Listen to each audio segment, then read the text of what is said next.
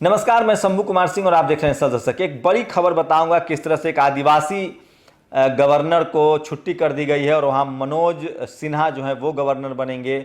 और दूसरी बड़ी खबर है, एक कट्टर सनातनी जो कि जमातियों को कहता था कि तुमने इस देश में कोरोना फैलाया है, उनका पूरा परिवार कोरोना से पीड़ित है और दुखद है कि कई मौत भी हुई है। तो ये भी बड़ी खबर है, लेकिन धीरे धीरे ये दोनों विस्तार से बताऊंगा। लेकिन सबसे पहले सोशल मीडिया पर क्या खबर है वो आपको बता दूं।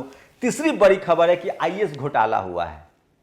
आईएएस का घोटाला हुआ है। आप भरोसा नहीं करेंगे कि भारत में पहली बार आईएएस घोटाला हुआ। आईएएस की जो अभी नतीजे आए हैं उसमें 85 सीटों का घोटाला हुआ है और सबसे ज्यादा ओबीसी के हिस्से मारे जाएंगे। क्या है पूरा मामला है, पूरा बुलेटिन देखिए अंत तक, आपको सारी खबरें एक एक करके बताऊंगा कि जो कोरोना को तबलीगी का काम बता रहे थे उनके परिवार पर कहर टूटा है। और एक जो आदिवासी जो राज्य गवर्नर थे, लेफ्टिनेंट गवर्नर, उनको हटा दिया गया है। मनोज सिन्हा उसकी जगह लेंगे क्योंकि वो चुनाव हार गए थे, बेरोजगार बैठे हुए थे, तो कहीं कोई पोस्ट नहीं थी तो उनको डाल दिया गया है क्योंकि वही आदिवासी थे। और दूसरी खबर यह है कि तीसरी बड़ी खबर है कि आईएएस में घोटाला हुआ है। ये भी बड़ी खबर है, लेकिन सबसे पहले अब सोशल मीडिया पर आपको कुछ बड़ी बातें बता दूं। तेजस्वी यादव ने कल बिल्कुल सरयू में डुबकी नहीं लगाई है और वो सेकुलर फेवरिकिज्म संविधान के साथ खड़े हैं, ये बड़ी बात है। मनोज सिन्हा जो है वो जम्मू कश्मीर के लेफ्टिनेंट गवर्नर होंगे। उनकी जगह पर एक जो मुर्मू साहब थे लेफ्टिनेंट गवर्नर, जो उड़ीसा से आते थे, आईएएस थे, एमबीए किए हुए थे, वो कैबिनेट सेक्रेटरी भी रहे थे जब चीफ मिनिस्टर थे, उनको बनाया गया था। अब उनकी छुट्टी कर दी गई है। तमाम देश भर में आरएसएस के खिलाफ, बीजेपी के खिलाफ जो टाइम्स स्क्वायर पर प्रोटेस्ट हुआ है लंदन में, अमेरिका में, उसकी लोग तस्वीरें शेयर कर रहे हैं, उसके बारे में बात कर रहे हैं। ये भी आज की बड़ी खबर है जो मीडिया आपको नहीं दिखाएगा। कांग्रेस की लोग पोल पट्टी खोल रहे हैं। लोग कह रहे हैं कि आज जो इस देश में जो सेकुलरिज्म खतरे में है, आज जो हिंदू मुस्लिम का सबसे ज़्यादा राजनीतिकरण हो रहा है, धर्म का राजनीतिकरण, उसके लिए कहीं ना कहीं कांग्रेस जिम्मेदार है। और कांग्रेस के सरकारें लोग, सब लोगों ने क्या किया है। अब वो आता हूँ क्या कहूँ, ये देखिए, ये तस्वीर है जमाती पकड़वाने पर हिंदू युवा वाहिनी देगी 11,000 रुपये। साजिश के तहत जमाती और रोहिंग्या फैला रहे हैं कोरोना। अज्जू हिंदुस्तानी जी ने ये बात कही थी और उसके बाद हिंदू वाहिनी के बस्ती जिला प्रभारी रहे अज्जू हिंदुस्तानी और उनकी बहन के बाद मंगलवार को मां का भी निधन हो गया। वो अभी कोविड-19 से पीड़ित थे। पिछले 6 दिनों से उनका इलाज बस्ती मेडिकल कॉलेज के ओपेक चिकित्सालय में चल रहा था। हिंदू युवा वाहिनी था अज्जू हिंदुस्तानी, उनकी बहन के बाद कोरोना पॉजिटिव मां का भी निधन। तो इनका सोचिए, इनका निधन हो गया है। बहुत दुखद खबर है, लेकिन ये पहले जमातियों को कोरोना फैलाने के लिए जिम्मेदार मानते थे। अमित शाह की क्या तबीयत है, वो जल्दी अच्छी हो जाए। और ये देखिए तस्वीर आपको दिखा रहे हैं किस तरह से मनुस्मृति पर, टाइम्स स्क्वायर पर अमेरिका में लोग विरोध प्रदर्शन कर रहे। तो वही घूम घूम के लगातार खबरें आ रही है। 18 अप्रैल को हिंदू युवा वाहिनी के नेता अज्जू हिंदुस्तानी ने कहा था जमातियों को पकड़वाने पर हिंदू युवा वाहिनी देगी 11,000 रुपये। साजिश के तहत जमातियों और रोहिंग्या फैला रहे कोरोना।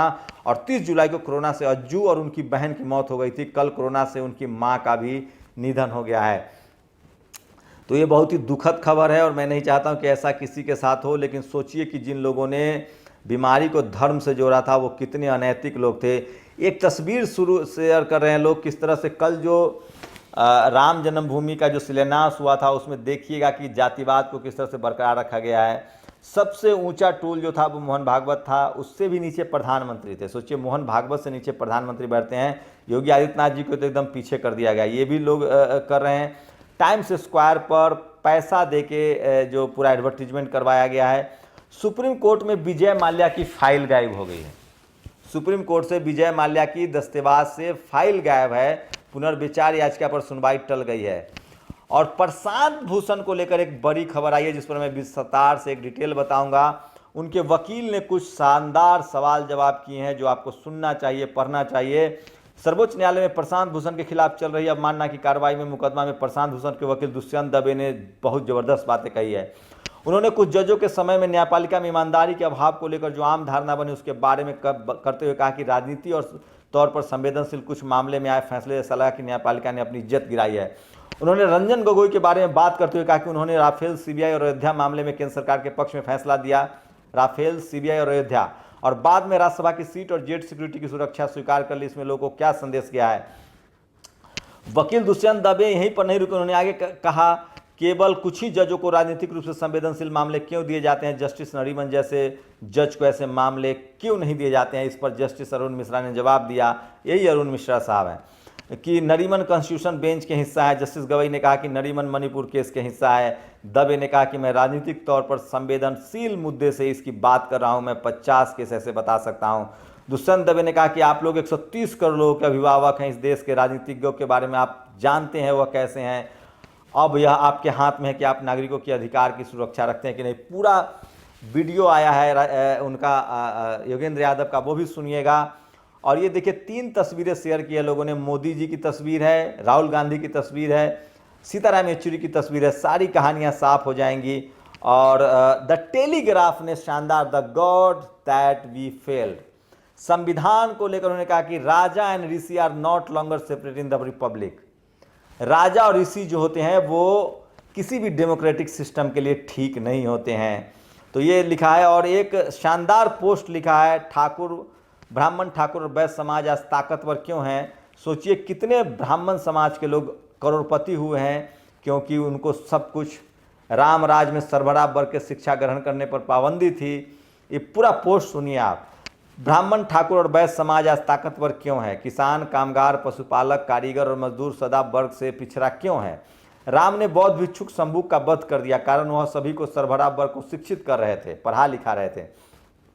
जैसे मुझे मार दिया जाएगा क्योंकि मैं आपके सामने खबर दे रहा हूं। राम राज में सरबराह वर्ग के शिक्षा ग्रहण करने पर पाबंदी थी, इसी कारण दंड देने के इरादे से राम ने शंभु की हत्या कर सरबराह वर्ग के शिक्षा ग्रहण के मार्ग को पूरी तरह खत्म कर दिया।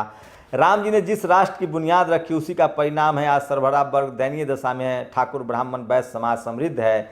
राम जी के आशीर्वाद से अरबपति बने ब्राह्मणों के नाम, जेपी गौर 7620 करोड़, लीना तिवारी 13440 करोड़, विजय माल्या 7230 करोड़, नारायण मूर्ति 13560 करोड़, नंदन नीलकेनी 6500 करोड़, एस गोपाल कृष्णन 6900 करोड़, के दिनेश 8664 करोड़, एल सुब्रमण्यम 7120 करोड़ और मनोज भार्गव टीवी राजसुंदरन टीवीएस वाले।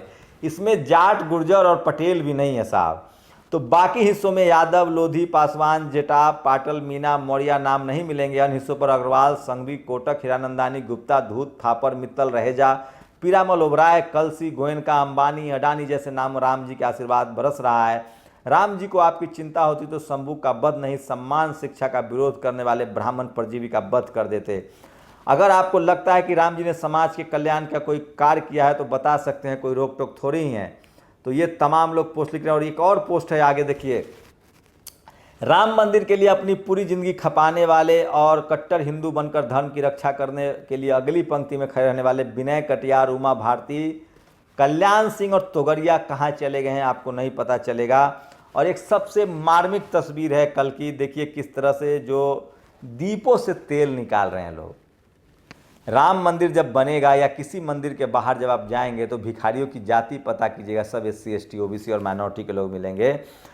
5000 ब्रिटिश अफसर 32 करोड़ आबादी वाले भारत को नियंत्रण में रखते थे। 5000 ब्रिटिश अफसर 32 करोड़, 50,000 ब्राह्मण सरकारी अधिकारी 135 करोड़ आबादी वाले भारत पर नियंत्रण रखना चाहते हैं। इसलिए ब्राह्मण UPSC स्कैम करके IAS, IPS, IFS, IRS बनाकर ब्यूरोक्रेसी में दखल देने की कोशिश करता है। एक बड़ा घोटाला हुआ है। जितेंद्र जी ने एक आहत होकर पोस्ट लिखा है, गुलामों का कोई उत्सव नहीं होता, वे शासक वर्ग द्वारा थोपे गए त्योहारों को ही बिना सोचे समझे मूर्खों की तरह मानते हैं। डॉक्टर अम्बेडकर को कोट करके उन्होंने कहा है कि अयोध्या के उत्सव में जो दलित पिछड़े शामिल हुए थे उनके लिए चिंतित मत होइए। बाबा साहब ने उन्हें बहुत पहले चिन्हित कर दिया था, आज भी गुलाम ही हैं। लक्ष्मण यादव ने एक वीडियो शेयर किया है, वो वीडियो नहीं दिखा पाऊंगा, स्क्रीनशॉट, किस तरह से कोरोना को धक्का बताते हुए कल लोगों ने जश्न मनाया है। और एक पोस्ट लिखा है किसी ने, जो मंच पर कैमरे कुछ यूं सेट किए गए कि पीछे बैठे योगी जी कम से कम या ना ही दिखे। अब शायद उन्हें आडवाणी जी का दर्द समझ में आया होगा। ये बड़ी खबर थी जो RSS हिंदी पढ़ा रही है उसको लेकर एक बड़ी खबर है सर। एक IRS हैं देव प्रकाश मीना, उन्होंने पूछा था कि हिंदी वाले कितने पास हुए हैं। सर मुश्किल से 20 लोग सिलेक्ट हुए हैं हिंदी माध्यम से। टॉप 250 में कोई हिंदी माध्यम के अभ्यर्थी नहीं है।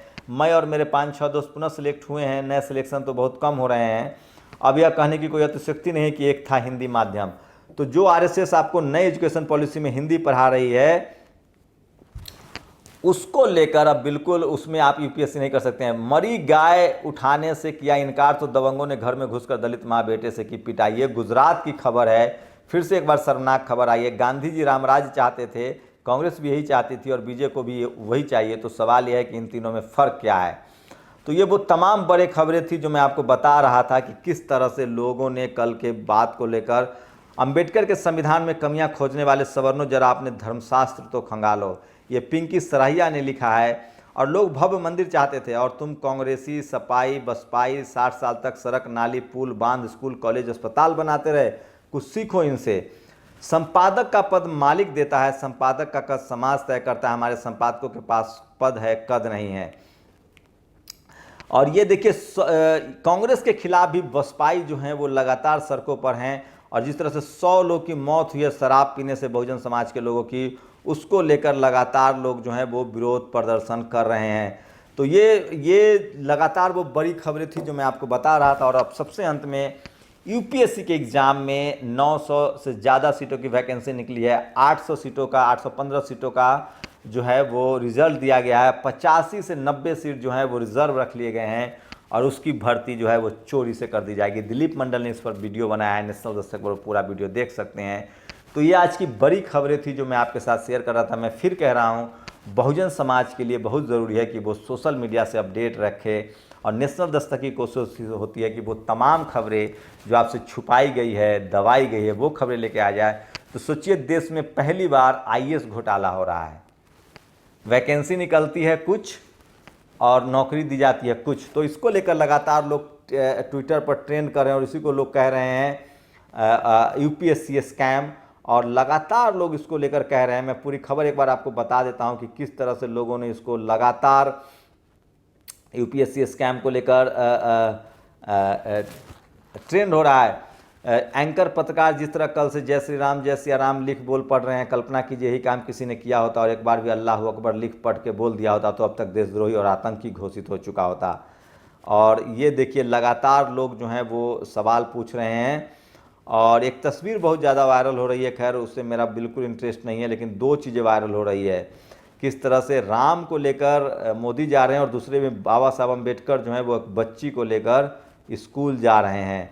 अंदर का जहर चूम लिया सब धुल कर आ गए हैं, जितने नमक हराम थे सब खुलकर आ गए हैं। तो ये भी लोगों ने पोस्ट लिखा है। और मैं आपको बता दूं कि एक जो यूपीएससी स्कैम है उसमें कितने सीटों का घोटाला हुआ है वो बहुत ज़रूरी खबर है, वो मैं आपको बताना चाह रहा हूं। क्योंकि वो जो खबर है वो सख्ते में है। हिंदी पट्टी के लोग जो हैं वो बिल्कुल नहीं सिलेक्ट हो रहे हैं। मुश्किल से 13 लोग सिलेक्ट हुए हैं। और अब जो है वो साफ हो गया है। देश की पूर्व विदेश मंत्री एवं कुशल राजनीतिक स्वर्गीय सुषमा स्वराज जी की पुण्यतिथि पर सत नमन। तो देखिए बहुजन समाज के लोग जो हैं वो लगातार जो हैं वो बात करते रहते हैं। और दिलीप मंडल ने जो खबर शेयर की है मैं उसको बता दूं कि कितने सीटों का जो है घोटाला हुआ है, बड़ा घोटाला हुआ है यूपीएससी में। और आपके बच्चों को अब जो है वो कलेक्टर बनने से भी रोका जा रहा है। तो ये बहुत ही खतरनाक है, आपको समझना पड़ेगा कि वैकेंसी। अब देखिए वो मैं उस खबर पे आ गया। 11 सदस्यीय यूनियन पब्लिक सर्विस कमीशन को भंग किया जाए और 6 पदों पर SC ST OBC। सोचिए एक लिस्ट आई है जिसमें एक भी गैर सवर्ण लोग नहीं हैं। और कितने सीटों का घोटाला हुआ है वो मैं बता दूं। 10% गरीबी एक ये मैं आपको वो पोस्ट, ये देखिए अब आ गया मेरे सामने। ये देखिए 304 जनरल, 78 इकोनॉमिक वीकर सेक्शन और OBC के 251, SC के 129, ST के 67, टोटल 829। और जो इन अकॉर्डेंस विथ 91 जनरल सीटें बचा ली गई है, 9 EBS के बचा लिए गए, OBC 71, SC 8, ST 3, total 182 seat. तो 182 सीट ये बचा रहे हैं। और उसके बाद आप समझिए कि किस तरह से टोटल 397 सीटें। तो बड़ा घपला है ये। और इस घपले को लेकर लोग लगातार लिख रहे हैं कि 829 सीटों का ही रिजल्ट क्यों दिया गया, जबकि वैकेंसी टोटल जो थी वो लगभग 900 सीटों की, 950 सीटों की वैकेंसी थी। और इसको लेकर नितिन राउत ने भी एक ट्वीट किया है कि 927 सीटों की जब वैकेंसी निकली तो अंतिम परिणाम 829 के क्यों आए, 98 सीटों का रिजल्ट क्यों नहीं आया। तो ये बड़ी खबरें थी जो मैं आपसे शेयर कर रहा था। आप लोग की क्या प्रतिक्रिया, अपनी प्रतिक्रिया जरूर दीजिए। शुक्रिया। नेशनल दस्तक की आपसे गुजारिश है कि अगर इसको बचाना चाहते हैं तो नेशनल दस्तक को सब्सक्राइब करने के लिए रेड कलर के सब्सक्राइब बटन को दबाएं, फिर बेल आइकन की घंटी दबाएं। नेशनल दस्तक को बचाने के लिए बहुत जरूरी है कि हर खबर को शेयर करें, लाइक करें, कमेंट जरूर करें।